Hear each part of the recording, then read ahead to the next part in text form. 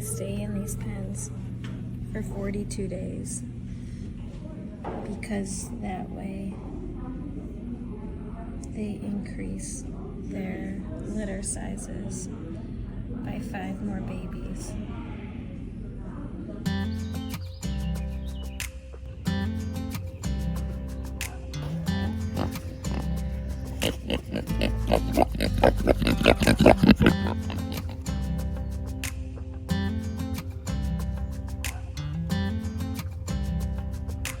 Morning guys, I'm Marty with Kakadoodle, and it's just one of these like foggy, rainy, muddy mornings. But you know, there's something beautiful about it still. I love it. Just kind of inspired me to start shooting some video, which I haven't been doing a lot of lately. I feel like I've been in front of the computer a lot more than I've been liking to be. Anyways, in today's video, we're gonna be moving our pigs into the trees where they're gonna hopefully clean up some of the land there. There's a lot of poison ivy in there. We're hoping that they clean up. And we're really just kind of experimenting with how to keep the pigs in place because they've been getting out a lot. But before getting into moving the fence, I wanted to share with you our experience visiting Fair Oaks Farms, which is just over the Indiana border from here, just not even an hour away. And the experience was both impressive and really disheartening.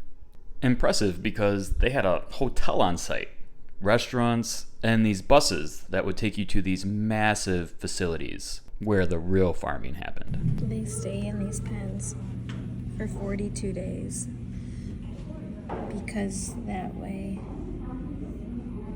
they increase their litter sizes by 5 more babies. Now, I've got to hand it to Fair Oaks. They are completely transparent with what they're doing, which is more than what you get from most farms. And they honestly believe that what they're doing is good and even necessary to feed the world. This is from the founder. How was it that there could be hungry people around the world? So I took a special interest in trying to figure out the rest of my life of how to be very productive and produce an abundance of food for everyone.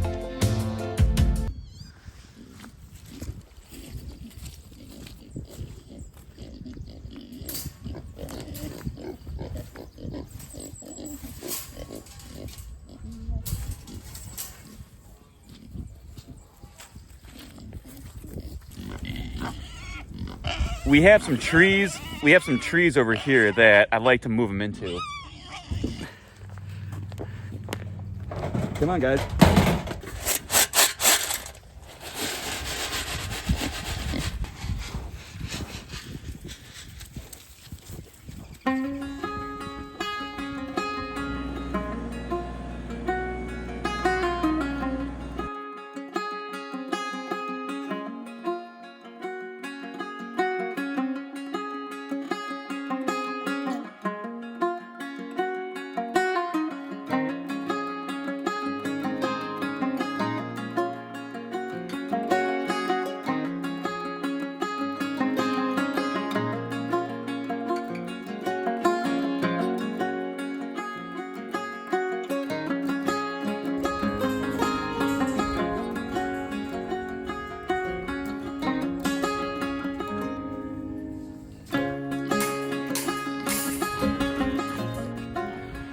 Yeah, moving these pigs, it always feels like it should be really fast, and it always takes a couple hours. But we've been doing these hog panels with, just those steel rods, and it's worked out good. I mean, it certainly would go faster if we had the electric netting, which I want to get, but I mean, given what we have, this has been an all right solution for moving them around, and now they can enjoy their new little piece of wooded land here.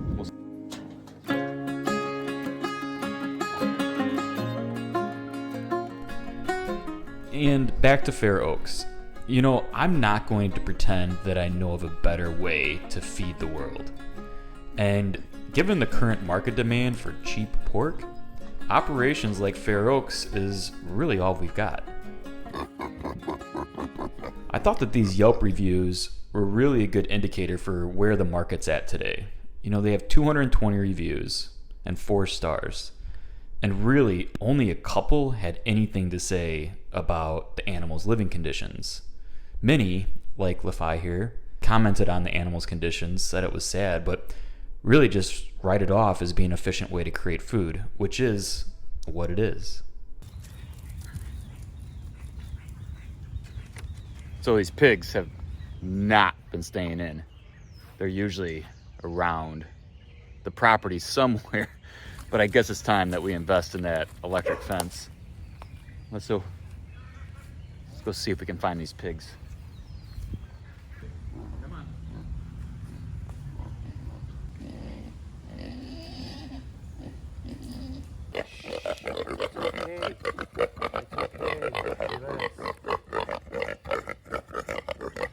And you know what's crazy? Fair Oaks doesn't even come close to being a major producer. Do you know that 80% of our country's meat come from just 4 different producers? It's one of the reasons why we had empty shelves through COVID. You know, it really just highlights how fragile our country's food system is, with the majority of our meat coming from just a few places.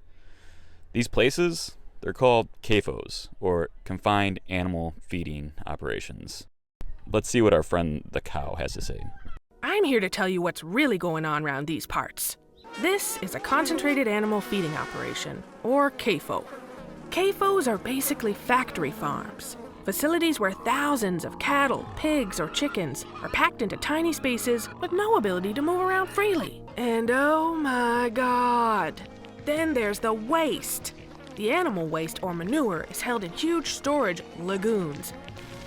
Yep, poop in the nearby river and groundwater. Yum! Our cow friend goes on to talk about its impact on neighboring rural communities, the environment, and poor working conditions.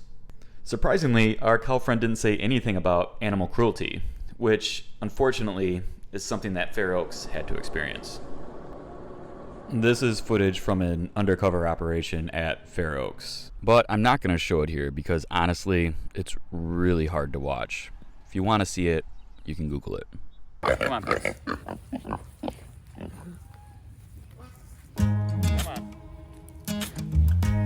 I mean, could there be a better way to feed the world? Skeptics obviously say no way, and I'm sure the founder of Fair Oaks would agree. However, other experts agree that regenerative agriculture offers a very promising alternative to CAFOs. You know, the reason I thought those Yelp reviews were so revealing is because ultimately, it'll be the consumers who dictate which way farmers go.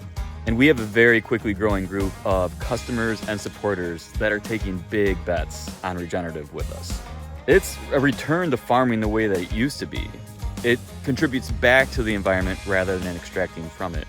It brings jobs and opportunities back to the rural communities and improves our animals' welfare. But you know, there's only one way to figure out if this can work or not. We've got a long journey ahead of us, and I'm really happy that you're along for the ride with us. See you next time, guys.